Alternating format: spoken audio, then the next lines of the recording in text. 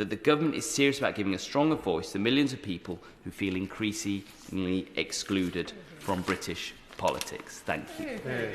The question is as on the order paper, and I call Marie Goldman. Thank you, Madam Deputy Speaker. When I was out knocking on doors in my Chelmsford constituency in last year's general election campaign, lots of people reminisced with me about a previous general election where the Liberal candidate came just 378 tantalising votes short of the incumbent Conservative. They spoke very fondly of that candidate, which might not be so surprising, apart from the fact that that election, the one that they were recalling, was in 1983, over 4 decades ago. I also remember speaking to an elderly, lifelong Labour voter who was lending me his vote for the very first time because, well, he had to do something different. When I thanked him for placing his trust in me, he told me not to take too much from it. You see, his entire life he'd never voted for a candidate who'd won. I think I'll always remember that conversation. Well, we'll see about that, I said as I walked away. You see, until last July, the constituency of Chelmsford, in its various shapes and sizes over the years, had never been represented in Parliament by anyone other than a Conservative for 74 years. In fact, it had been 100 years since Chelmsford was last represented by a Liberal, something I'm now extremely proud to have corrected. But the point is that it shouldn't have to be this way. I hugely admire the tenacity of that erstwhile Labour voter who lent me his vote, hoping against all the evidence of his lifetime that this time his vote might make a difference.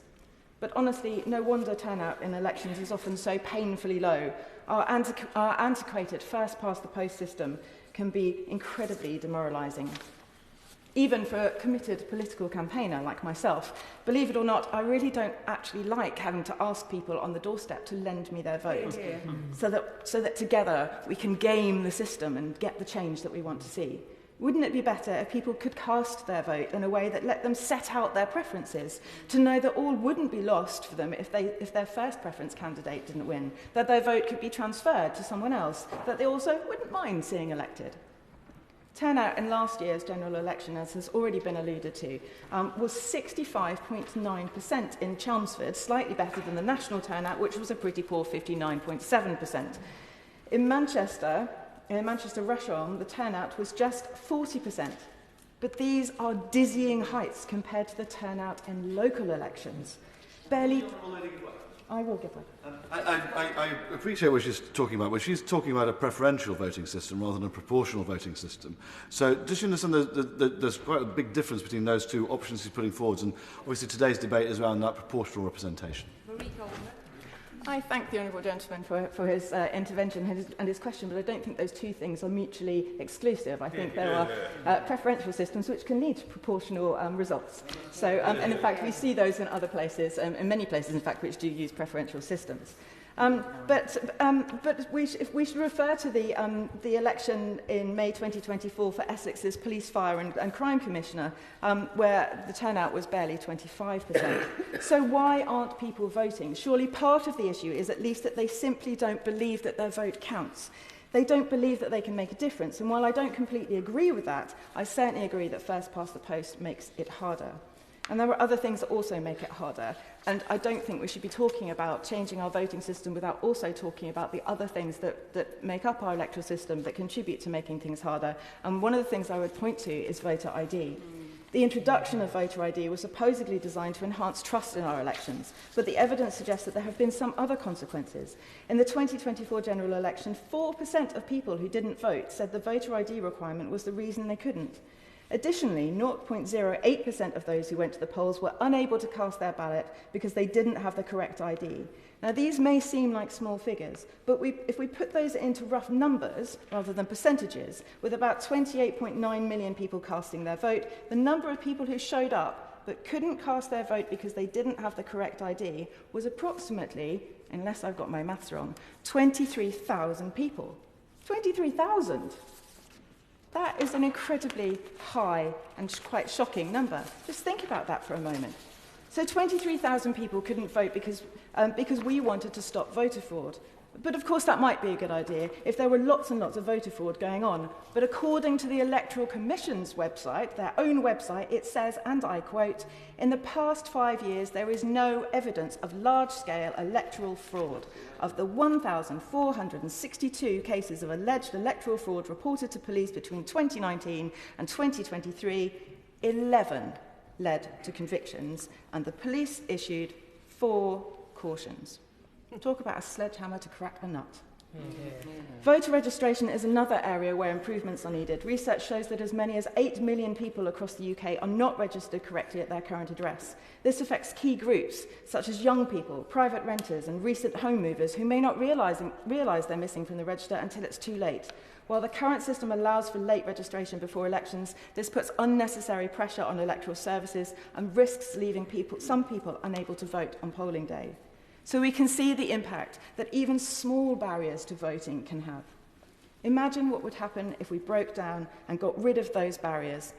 I believe we must recognise that barriers to participation, including voter ID, voter registration, and of course the voting system itself, are dangerous to our democracy. I urge the government to take the opportunity to fix this and thereby to strengthen democracy and democratic engagement in our country. Eve Race. Thank you, Madam Deputy Speaker. I'll be very brief in my remarks in this debate in order to not repeat arguments already made by honourable members from across the House in such a good style. I also just do want to have the opportunity to put on my record my support for electoral reform to ensure that the composition of our representatives better reflects the wishes of voters and that voters are able to exercise more choice. The Labour Party has a long and proud history of supporting these objectives of proportionality and choice in other legislatures across our United Kingdom and, of course, in other elections.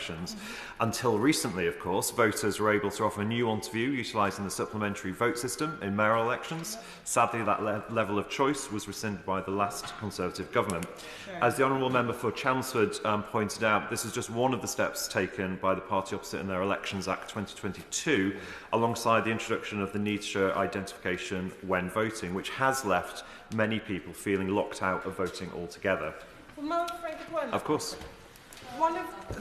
Thank you, Madam Speaker. One of the other changes put forward by the previous government in that Elections Act was the changes to postal votes, which, again, has disenfranchised so many people. Does he believe that if we are going to look at electoral reform, we should look at some of the changes and some of the consequences caused by the last government?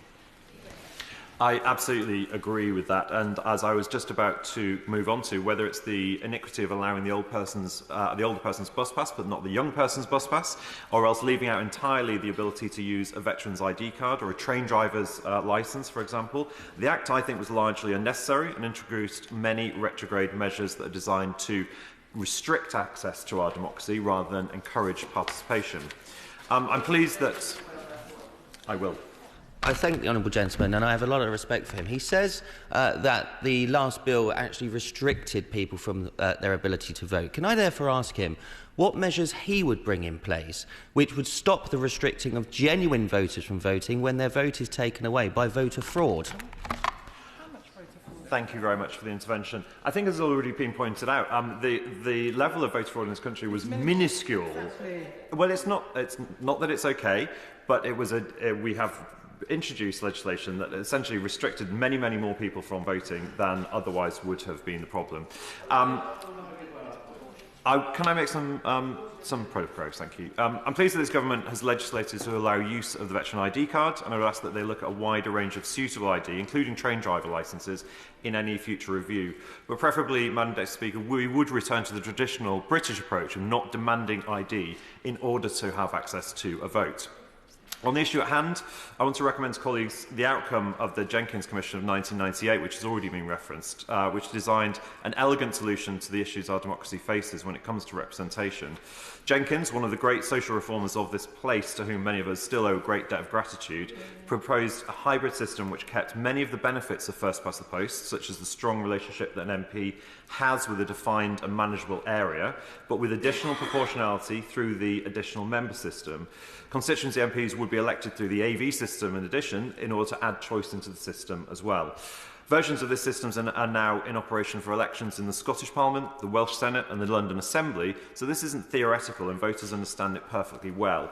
Proof that a Labour government can and does deliver much needed social reform and always has. Madam Deputy Speaker, while I do not support electoral reform in a